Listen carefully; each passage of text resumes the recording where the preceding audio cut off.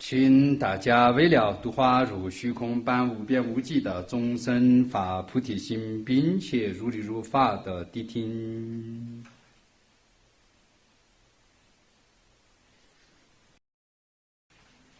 那么今天我们继续学习净土教言。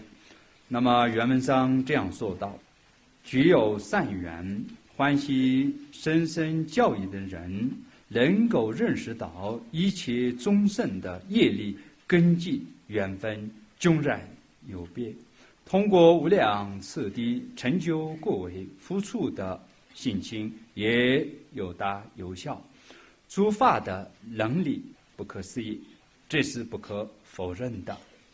并且也能通晓依靠善士如来的智慧力，轻松便可获得如此巨大的利益，这一点合情合理。那么这里全知老人家首先说到具有善愿，我们要清楚具有善愿的含义。那么所谓具有善愿，就是由于多生当中在佛面前种过善根，而有很好的缘分，这个叫做具有善愿。那么说到欢喜深深教义，这个深深就是超出思量分别，这就是诸佛所行境界，是深深不可思议的事。那么对此呢，自己能够生起欢喜心，就是很好的根器了。那么这样的人呢，要认识到下面所讲的内容。首先第一个呢，就是由于众生的信业、根基、因缘有种种差别，也就是说，在无量劫流转的过程当中，不论是造的业，还是形成的根基，或者遇到的善恶因缘，都非常多样，只有种种无量的差别。那么所修的法呢，也有人天乘、声闻乘、缘觉乘、菩萨乘等等各式各样的道，所谓的大小啊、权势啊、偏远啊、顿渐等等，有无量的差别。因此呢，增过的状况以及快慢等，就有很多很多的差别了。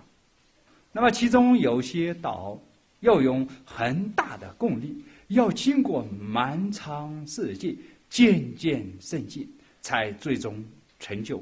而有些道呢，借助特殊的一个方便，以心者的善根深厚和所修的法殊胜，就能坚毅的、迅速的增过，有这么多种种不同的差别。那么总而言之，成佛的次和数、难和易不能一概而论，不能否认特别的道以及敦数的道的存在，这是第一个必须要认识到的。那么第二个必须要认识到的重要问题呢，就是不可否认事物的力量不可思议。其实大家需要知道，任何的事物说到根源上，那都是呢从法界流现的。按照大乘的观点讲，一切的一切都是从法界流现的，都是呢如来藏遇到种种不同的缘而变现的。那么究竟上来说，都是不可思议。那么平常问为什么事情会这样呢？那么回答：以如是因就有如是的果。那么再问下去，为什么以如是的因就有如是的果呢？那么回答：一切诸法的发心本来如是。那么由于本体上如来藏极其深深不可思议，那么它随着杂然清净的意愿无起的现象作用和果报。这个问题我们打个比方说，比如为什么起了一个诚心，然后呢在果上面就出现那么光大的地狱的景象呢？为什么地狱一人一满多人一满，有那么炽燃的烈火，有哪些残厉的果报呢？为什么有长劫次序不断的变现呢？那么这个当中没有别人在设计，没有别人在制造，没有谁让受报的能量达到极点。那么这一切的一切都是呢自行如来藏随成会等的意愿，就这样子一毫不差的变现出来了。所以呢这都是呢不可思议的事啊。那么这样我们就看到了众生的信心原本就是不可思议的一个妙体，而且呢它能随愿出现作用和果报。为什么会这样呢？那需要清楚，完全是不可思议了。这是第二个需要认识到的关键的一个问题。那么再一个，第三呢，大家需要认识到一个重要的问题，也就是说到了佛国位已经消尽了所有的障碍，而且发生妙力人云无碍的发挥了，他就能遍入在一切众生心上做殊胜的加持了。由于佛智慧加持的力量不可思议，众生一仗佛力，用很少功力就得到极大的毅力，这是完全合理的，这就是生生之处。因为这就是如来不可思议力量的一种体现了。那么这样大家就要知道，它完全不是凡夫想象那样的。也就是说，道该怎么修，道是什么速度，什么条件这个不是凡夫想象那样，这是所谓的特别法门，跟自彰自立修行的通途法门截然不同的。那么由于佛的不可思议神力加倍众生的心，就能做到用很少功力得到极大的毅力。所以古人也说，玉门学道是意志上于高山，念佛往生如风帆扬于顺水。那么这个就是形容的很好，也就是说其他的通途法门自彰自力修行，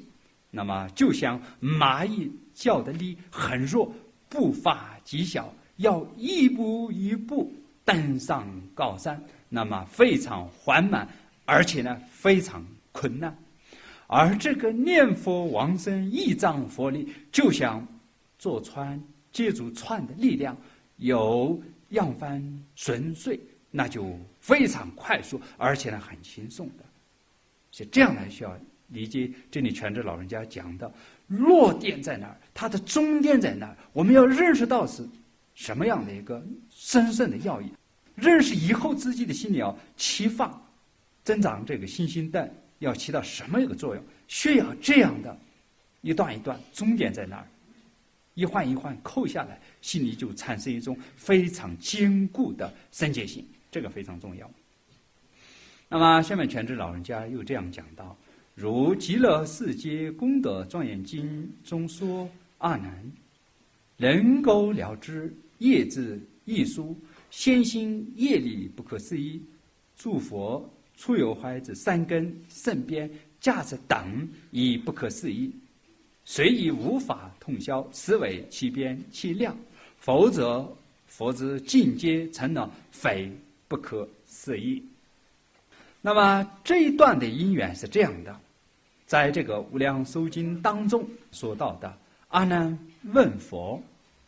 极乐世界没有黑山、铁尾山、须弥山等，四大天王和忉利天是依靠须弥山安住，而极乐世界没有须弥山，那里的天人是怎么安住的呢？那佛就问他，须弥山上面的夜魔、斗衰乃至色界诸天等等，也没有须弥山，他们是以什么安住啊？那么阿难回答，以不可思议的业力安住。然后佛说，阿难，你知道吗？众生的信业以及过报不可思议，诸佛的三根、圣边、价值等不可思议。阿难说，世尊啊，实际上我对这些没有任何疑惑，只是为了破除未来众生的欲望，所以才世尊面前这样发问。那么在这里要抓住阿难尊者发问的动机，那么他老人家就是看到将来的众生亲自慎重，那么为了破除众生的疑惑而代为请问。那么所谓的亲自慎重，这个亲字就是虚妄根世的意思。那么像现在时代的众生颠倒执着人世间的现象和规律，来测度诸佛的境界。比如说认为人类要依靠地球生存，那么极乐世界没有须弥山，怎么安住呢？人类要劳作才有受用，那么西方极乐世界天人们凭意念怎么能发现呢？诸如此类会对不可思议的境界生起各种的怀疑。那么伟大的释迦佛为了破除这些怀疑，首先呢，以很近的一个现象来作为一个启发，也就是说，像夜魔等天也没有这个须弥山，那怎么安住呢？阿难没有回答说依靠虚空安住，而只是说不可思议的业力。那么这里就讲到不可思议，这不可思议四个字就是身教的眼目，暗示了净土法门全体就是不可思议。那么意思呢，就是由佛的善根圣边价值的不可思议而成为奇特法门了。所以下面就讲后面这部分意义。这个后面部分的意义，我们再进一步做个抉择，这样对大家深入了解呢，还是会有很大的帮助。也就是说，阿弥陀佛的三根不可思议，为什么呢？因为这是因地发不可思议的48大愿为主，发了很多大愿，发了大愿之后呢，安住在正式会当中，意象庄严国土，以无量劫来无量的大愿大心所庄严的，所以呢，三根呢极其不可思议了。即使无数阿罗汉以神通力去观察以及衡量，也不可能测到阿弥陀佛三根的边际了。而且佛国位的身变也是不可思议的。比如说佛身口意当中，这个圣的身变，光中化佛无属一，化菩萨中亦无变，光明普照十方国土，无所障碍的。那想一下，佛的身变，阿弥陀佛的身变也是不可思议，确确实实无量光佛。那么欲身变呢？大家都知道，所谓如乃一因言说法，众生岁类各得戒，这怎么能思议呢？只是以一个声音说法，就让众生随着自身的娱乐而领受到不同的法义。又比如十方无量的众生同时各自发问，佛意思都无以了之，而且呢以声音做出回答。那想一下，这个欲身变也是不可思议啊。还有佛的意身变，就是一念间就完全照见十方三世的一切万法，无数众生的起心动念全部现在如来的大智慧当中。这就是由于证到了与法界无二的法身妙智，所以呢法界里的一切的一切佛的意当中呢都是呢了如指掌。那这样想一下，这里全智老人家就给我们交代佛经当中，弥陀经当中讲的佛的三根不可思议，佛的身边不可思议啊，我们就知道阿弥陀佛的三根不可思议了。阿弥陀佛的圣的身边、欲的身边、意的身边，的确每个都是不可思议，极其不可思议了。还说佛的加持力也不可思议。所以呢，另外我们下面就从加持方面来讲一下，也就是说，整个西方极乐世界，一化、一水、一身、一光，都具有不可思议的加持力。在往生论著里面有一系列的不可思议。谭鸾大师他老人家说，极乐世界光作佛师，怎么可思议呢？水作佛师，怎么可思议呢？音作佛师，怎么可思议呢？声音做佛师，怎么可思议呢？这就是阿弥陀佛国土中的万物都在做加持啊。所以说，大家仔细的、轻松的状态，深入的去思维一下，的确，阿弥陀佛插图的加持也是不可思议啊，根本不像我们娑婆世界的这样那样众生的这种不好的工业、干燥的这样的肮脏的娑婆世界，根本不像这样。极乐世界的确确实实一花一水一生一光等等，都具有不可思议的加持力啊。这个有些道友也肯定是这样思维个，那么有些道呢没有这么仔细去扎扎实实深入学修，没有专学专修，所以呢似动非动的状态，连自己相续当中真正特别想去极乐世界，或者是决定我要求生西方极乐世界的愿心都起来了没有不知道，这个就是没有专学专修，没有深入学习的一个结果，就是动非动，马马虎虎的一个状态当中，人为就是相信，但是也有很多疑惑，最好就是要专学专修，否则的话呢，这种心态就半信半疑的一个状态了，这就比较糟糕了啊，是这样的。所以呢，这里一定要深入，要详细的具体化来讲，这个话对大家增长信心，彻底断除疑惑等有很大的帮助。那么这样的话呢，我们再讲一下西方极乐世界一个光。那么这个极乐世界的光一照到身上，能破除内心的无明黑暗。大家都清楚啊，一般来讲，舍法的光明只能破外界的黑暗，不能破内心的愚痴的黑暗。而佛的光明一照到身上，内心的愚痴的黑暗就会消除了，而且呢，当下身心非常柔软了。下至呢，在三途疾苦之处的众生，梦光照处，都得到解脱了。这就是大加持啊！阿弥陀佛的一个光，极乐世界的一个光，都有不可思议的价值。连三维区的众生，光一触到，马上就解脱了。想一下，不可思议的大加持了。同样，在极乐世界宝池里面的水，人随个人的意愿，随意变现。愿意听什么法，就听到什么法。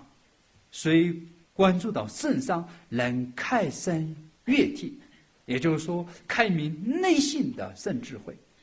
这也是大加持了。另外，大家需要知道，整个西方极乐世界的全图啊，法音宣流的，水疗风俗，一切的一切，全部都演说妙法了。而且呢，法音一传到众生的心里面，就念佛、念法、念圣，就摄得菩提三根念念增长而不退转于无上大菩提。极乐世界的风一吹到身上，就得到如比丘、如灭尽定的大乐。所以呢，极乐世界的无尘说法，极乐世界的无尘加持，都是呢非常不可思议。另外，大家必须要知道，记到心里的极乐世界最稀奇之处，就是终生不断惑业而能得涅槃分，没有断烦恼，没有彻底消尽业障，但是呢，能得涅槃分，这也是极为稀有的，这就是最稀奇之处，这也是不可思议的一个问题啊。这个问题怎么理解呢？就是说，阿弥陀佛如来整个不可思议的胜利加持在众生的心上，就使得他不会再起烦恼而造业了。所以呢，不断惑业而能得涅槃分。想一下，这个感觉是不是不可思议的一个之处啊？是不是最稀奇之处呢？绝对是这样的。那么像这样子完全超出呢清亮，绝对不是以一元、以分别、以比喻能了知、能解释它的量和状况，完全超出了分别思维以一元表达的一个范围。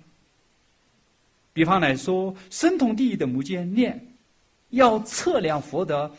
无间定向，那么即使越过了无数世界，还见不到边际；或者呢，测量佛一个声音传播的范围，也测不到边际。纵然越过了百千万亿个世界，那么佛的声音仍然在耳边清晰地显现了。而且呢，整个西方极乐世界是历史无碍、世事无碍的法界啊。所谓义多相济，大小相融，广狭无碍，言处平等，重重无尽，完全超出了义多、大小、广狭、言处、自他等等的种种分别析论了。这个问题我们打个比方来讲，比如说西方极乐世界的正觉莲花，你说是一宝吗？不是，在这正觉莲花之外，你有如来的一个智慧。你说是珍宝吗？分明是一宝莲花的一个相。你说是义吗？一朵花花30-600千亿光，一光花30-600千亿佛。那么一佛便于十方法界度脱众生啊，这是无量无数啊，并没有独一的一体的一个东西存在。你要说是多体吗？也不存在独立的多个体，而只是如来的智慧啊。那这样想想，确确实实就是义多相济啊，大小相融啊，广狭无碍啊，言处平等啊，重重无尽的，这些都是呢的的确确佛的不可思议发生智慧和佛的不可思议大愿大力所庄严的这样不可思议的一个净土。那么这样子是无法以分别心测度它的边或者是量的。那么我们一再的讲过，就佛的份上来说，西方极乐净土就是第一义的妙境界相。极乐世界全部都可以理解是佛智慧的境界，就是生意的一个究竟的本性先前的一个境界，就是第一义的妙境界相。所以呢，我们需要清楚，凡是有人去说去的这样虚妄心事的境界，全部都叫做世俗，就像是错觉，就像是迷梦那样。这样还现在虚妄的心事当中，就无法测度无有人说的无迷乱的境界了。那么到了这里，这个语言分别譬喻什么都没用了。假如能用文字能把它表述完，那如来的境界就只有文字那么多。假如以分别心能思维得到，那如来的境界也只是妄心分别的这样子了。总而言之，这是为正放置，说到极处，连释地菩萨也不能彻彻底底了知它的量。所以呢，经典上会说，多少阿罗汉世经智慧神通也不可能了知一丝一毫了。即使一切的众生都成就佛国，以彻见深义的清净智慧，以无碍的寓意神通，经无数个大劫去宣说，也宣说不尽了。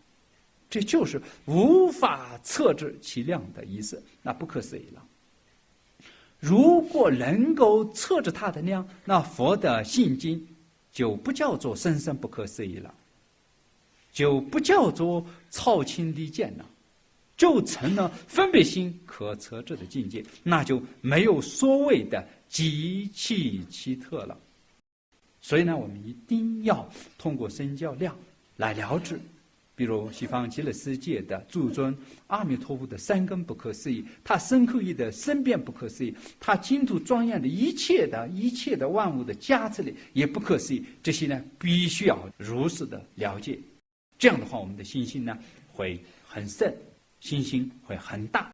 一旦我们的信心很深很大，那就是往生的根本的因素就在这上面。这个的话，对修行来讲是至关重要的。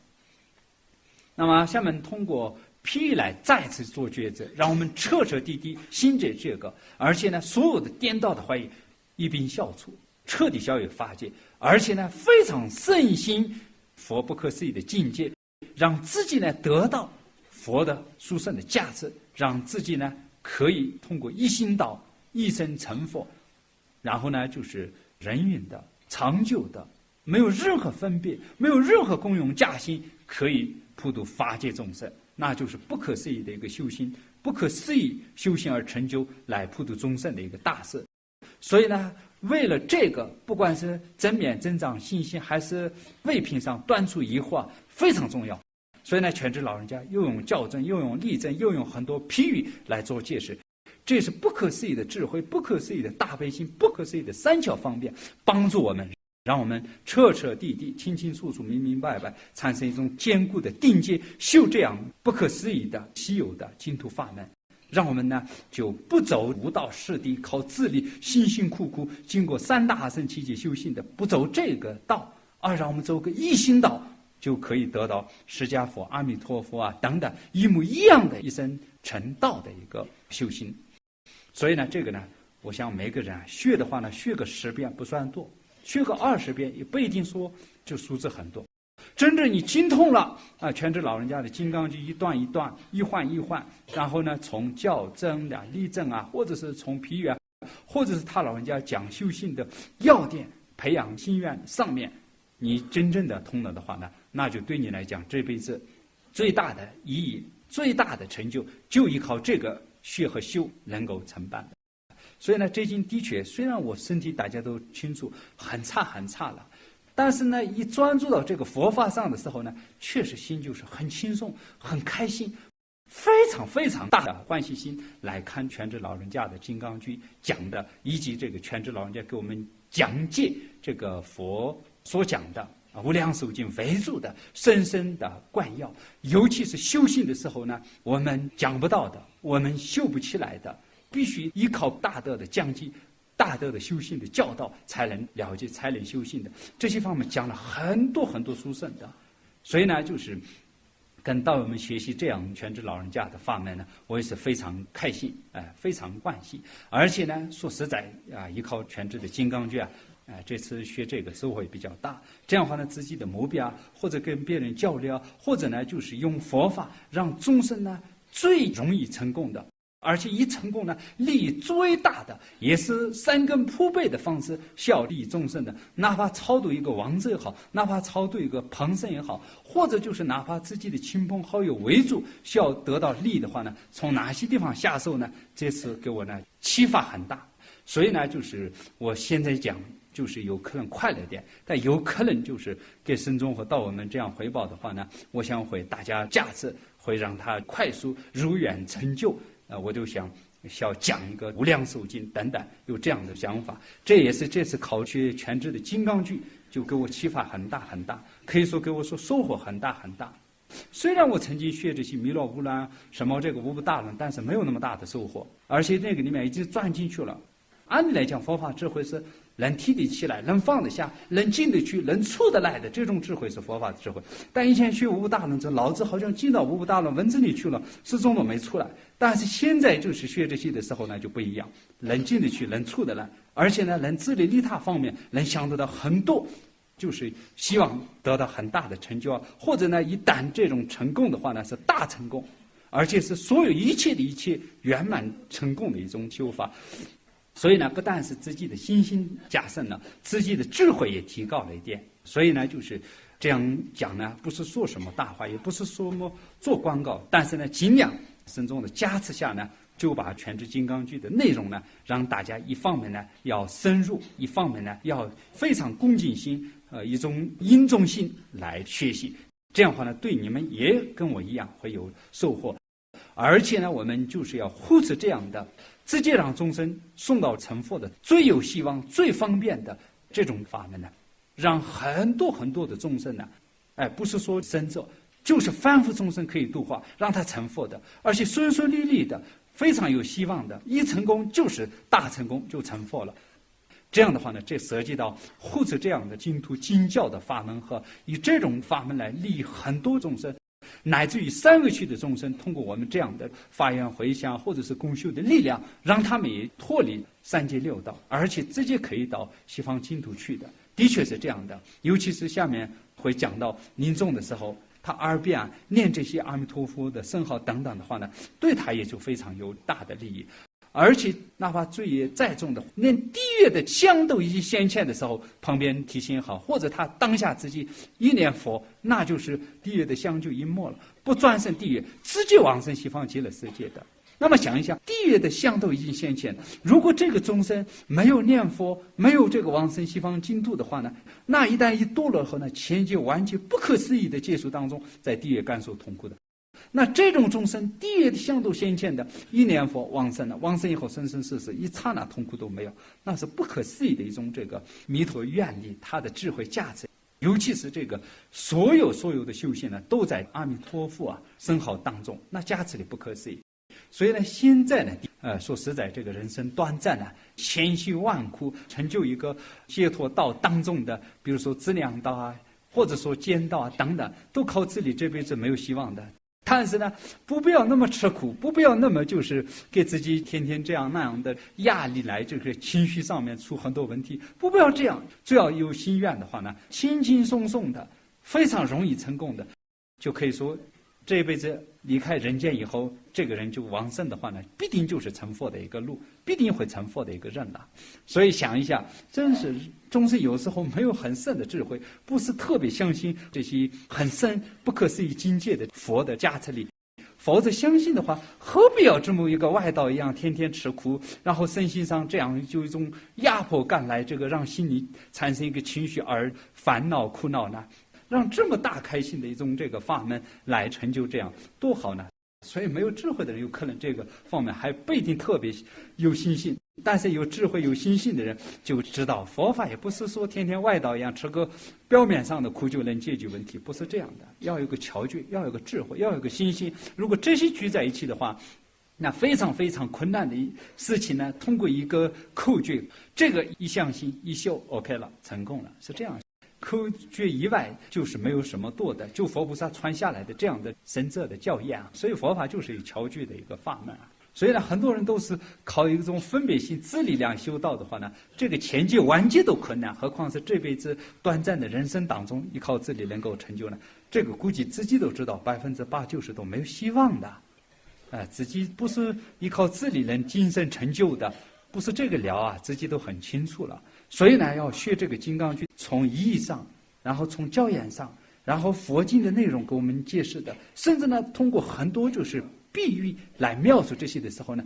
一段一段，不要画饼一样画来画去，一段一段的金刚经内容一定要消化。真正的全智的金刚经一段一段，一环一环，内容抓住了，在终点上扣住了，这个时候一精通的时候当下的心就跟全智的智慧就相应了，当下的这个心态上就直接就得到全智智慧的价值，有这样的感觉这是我亲身体会的。所以呢，你们学的人呢，不要就是看一遍就不错吧，真的，我认为这个年轻人多看一点。年轻人就不像老年人，就是这方面有思维，能抓住，记性也很好的这样，不然的话，年轻人就修得到佛法，我是现在没有很大的信心真的是这样，学是学得到一点。我说了，现在全世界学知识不是那么复杂，过去学不到的，现在很多就几个月就搞定了。以前就是很多专家研究几十年都没有希望通达的，现在不是专家的，非专家的10天一学就搞定了。那这些就是很简单学得到的，但是一点不羡慕。尤其人老了，想修一点法，要看破放下这个生死轮回，看破放下世间八法的时候，他的心的内心深处有一种很好的力量，就看到这些就看得很淡，感觉没有什么意思。而且别人做这个时候好可怜就这样一个小孩吃一个糖一样，一直就抓到那上面不放的，我们自然心里面就是会慈悲他的。所以到了这个时候就知道，原来轮回就是一个毒品一样的，没有什么意思，自己的心里非常有数。这个时候呢，就我们平时说这个不是什么开悟的境界就是正是无为出离心生气的心态上会就有这样的。宗喀巴大师在《三主要道论》当中说到，对三界六道的那一刹那不羡慕的心，就是一个出离心嘛，大家都很清楚。所以呢，这些方面需要知道，不然年轻人文字上能懂了，嘴巴上说两句，就好像真的开悟了一样的，不得了一样的，很傲慢一样的。这个倒是没有什么一个，这个文字上懂一下，嘴皮能说两句，是解决内向虚的、断除烦恼的问题吗？绝对不可能的。甚至大师就靠这一点，文字上懂两句，能背两句，能说两句，能解决吗？绝对不可能。如果可能的话呢，就想一想，连3藏12部经完全通达，全部背得下来，全部能讲，甚至世间的神通都有的，世间人们特别崇拜的提婆达多啊等等，那为什么当时不解脱呢？反而堕落呢？所以呢，真的有时候年轻人不注意的话，自己的我慢心啊，自己的自私自利，或者是求世间名利，那个心态直接就是成了提婆达多的合格弟子，不是佛弟子。所以呢，这个方面一定要注意啊。我们的年轻人不是说天天该骂的，但是呢，有这些心态上问题的话，这个是对你好的，你要调整的，否则你还你自己的话，那就更麻烦了。所以呢，就是这些方面需要记住一下，因为这些对于年轻人来讲，年轻的时候有人提醒这个就是非常重要。我们再年轻的时候啊，不像你们帮上次在，那么我们的这个学无大乱呢，学这个仙教啊、密教呢，因缘很殊胜，很殊胜的，几乎这个一天上午、下午、白天、晚上都专注在文思修上面，连大经堂里面辩论的时候，辩的全都是经论的内容，各个宗派的都有清净观，但是呢，用智慧来辨断除疑惑，提高甚至护持各个宗派的法门，那个时候因缘就太不可思议了。非常非常开心的一个心态学习佛法。那么现在我们韩生这边呢，连有些字面上都画不下去，那就是培养生态上打了很大的折扣。所以呢，就在这个时候呢，年轻人更要大家配合，要共同学习啊、研讨啊，或者是问答，要辩论啊等等，非常重要。但是呢，这个净土法门没有这么复杂。说实在，我给般若班和般若讲研班前面考试的时候也说过，不像这个一民中观一样推来推去，只要你去思维全知老人家的这些净土教研的金刚诀啊，你就是给僧众面前复述的方式考试，做法供养，那就收获非常大。整个无量寿经为主的所有的纲要，所有的重点，全都在全知这个教研里面，全知这个注释里面，一个一个都在做抉择。是不是这样？到时候我讲无量寿经，我们学过的这个东西，我跟无量寿经经文一段一段扣下去的时候，你们就知道，哇，原来是这个全知金刚就开了个智慧，是不是我没有大圆满的，是不是个小圆满智慧出来了？你都开始感觉肚子里有个智慧在动呢，会很高兴的。好了，再不开玩笑，下面就是开始讲这个全知比喻的内容。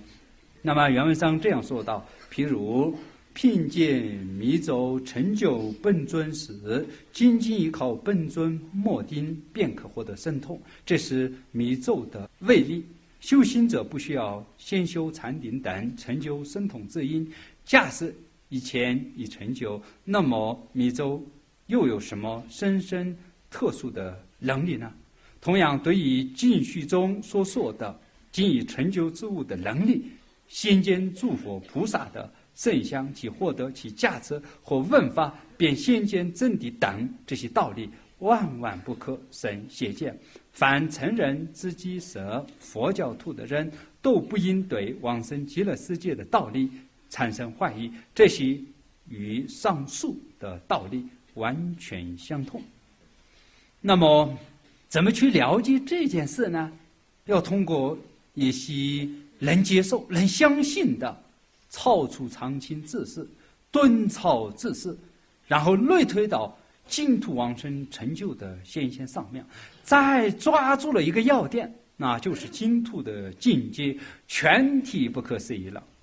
那么由此呢，会升起极大的信仰了。然后呢，在成佛的路途上面，就会一心一仗佛力加倍，就是自己的心自然而然会吸收佛力，会仰仗佛力。那么这里呢，全知老人家为了让我们心里产生信心，断除疑惑，举了5个例子。那么其中第一个例子就是以密咒成就本尊的时候，仅仅以本尊的手摸到头顶上，就能获得神通了。那么这就是超常现象了。按照一般的程序来说，首先要修定的质量，然后呢会成就定，得定之后呢，心安住在经律中，修炼住相等的方面，才先发神通。比如说修天眼通，首先呢要得定，然后呢心安住在经律当中，心里就是前面简单的作意。作意呢就是隔壁房间里是什么一个景象呢？结果隔壁房间里有几个人呢，摆设什么家具等，全部都会呈现出来。然后再扩展它的范围，方圆多少里，或者一个城市、一个县、一个省等范围里的事都能显现出来，这样就成就了天眼了。但是呢，现在呢并没有按这个程序去修，只是呢四周彻底感通了本尊的力量，本尊一加持就得到了神通。如果说密咒信者也修了定前的方便，也是得定之后心安住在经律当中，心修炼住相当，那么以这样来得到天眼，那就显示不出咒力有什么特异，有什么神圣的功能。另外就是成就物的一个力量，还有缘佛菩萨的圣像，得到他们的加持，或者听到说法就能先见真谛等等。这些问题呢，在仙教经典、密教序部当中常常看到。一座法会下来，有的呢甚至只是呢讲了几句，就有多少万亿的人得发眼睛、发菩提心、住不退转、得无生忍、证得一果乃至四果等等。那么这些呢，并不是行者自身的力量逐步渐进，并不是行者自身的力量用很大的功夫，并不是自己自力经过长时间才证得的，而是众生的善愿和佛的不可思议的胜利和合，就迅速达到了真道了。那么很多成就者的事迹也都表明了这一点。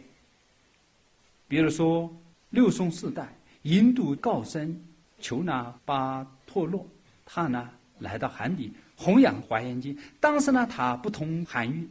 就在佛面前祈祷。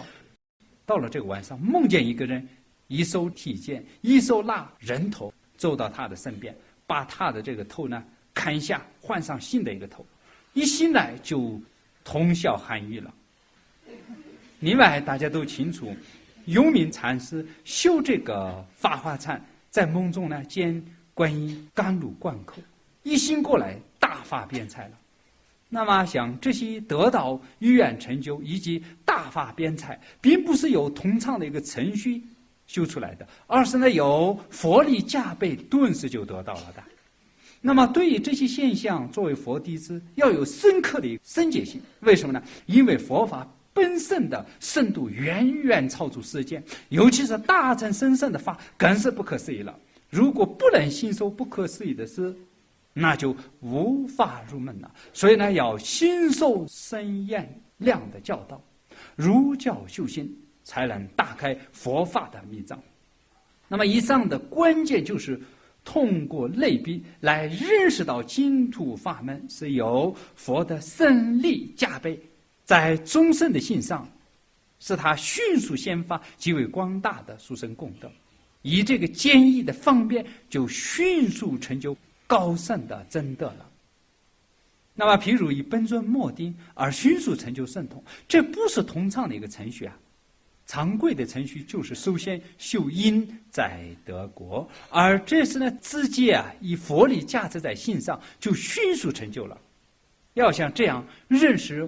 往生西方极乐世界成就的特别方式，比如说没有修相好的因，但是呢得到佛力的加持，一从莲花中化身，就自然而然具足32相，都是呢同样的金色身。还有没有修神通的因，往生后呢得到佛力的加持，自然而然得到极为广大的神通。那么其他的像得三摩地啊、陀罗尼啊等等高深的功德，都是呢依仗佛神力的加倍了。那么本愿就是按这样设计的，这和本尊的时候摸到地上就成就神通是同样性质的一个事了。这样我们就知道，这就是由阿弥陀佛本愿的大威神力所导致的，和自靠自力修行截然不同的。如果到了西方极乐世界，还跟在这里没有依藏佛理一样，一步一步缓慢的渐进来修因正果，那怎么体现阿弥陀佛的不可思议威神力的奇特和神圣的问题呢？所以呢，现在最关键的是要信受阿弥陀佛的不可思议的胜利。能够信受，那就是有三愿的人，是有大善根的人，是有大福德的人了。这不是靠自己白手起家，经过长期修行而到达这个水平。这个问题呢，就像今天，只要你愿意使用科技产物，就能提供很大的便利。比如说飞机啊、火车啊、电脑啊、网络啊等等，都不是你发明的，甚至呢，对于这些呢一窍不通。但是呢，以人类几百年的努力，已经达到这个水平。只要人愿意使用，那就得到很多便利。比如愿意使用一个电话，简单拨几个号码，对着这个话筒说话，就传到了千里之外了。这不是自己修成了一个神通，能把生意传到千里之外了。又比如买张这个机票，坐上飞机了，就能在高空里飞行，迅速到达目的地。这也不是自己修成了一个神助通啊，而是呢愿意坐飞机，享用飞机的便利，就 OK 了，这成功了。或者呢，就是傻瓜相机啊，当初设计的目的就是让任何人都能使用。不必要懂得相机的原理，只要会简单操作就能照相。那么以此类似往生后先前极为广大的种种功德，就是在直接受用阿弥陀佛成就的过失。所以呢，阿弥陀佛的大慈大悲到了极点了，要给予众生最简易的、最方便的、人人能修的，修呢又能得到极大利益的法门了。所以呢，以这个道理，蕅益大师说：“方便中第一方便。”实际上佛的方便已经究竟成就了。佛给众生设计的是人人能修的一个方法，不然的话，三恶趣的众生，就像这个鹦鹉啊、bug等，怎么修呢？很多人没有文化，不具修法的条件，又怎么能去修呢？多数人没天为生活，忙忙碌碌的，一辈子抽不出时间来修法，又怎么能解脱呢？这样我们就知道，这就是一个阿弥陀佛他力加倍的一个原因，这么一个原因啊，需要知道。那么今天的课呢，就讲到这里。下面呢，要如理如法的按照普贤宣品法缘做殊胜的普及回向。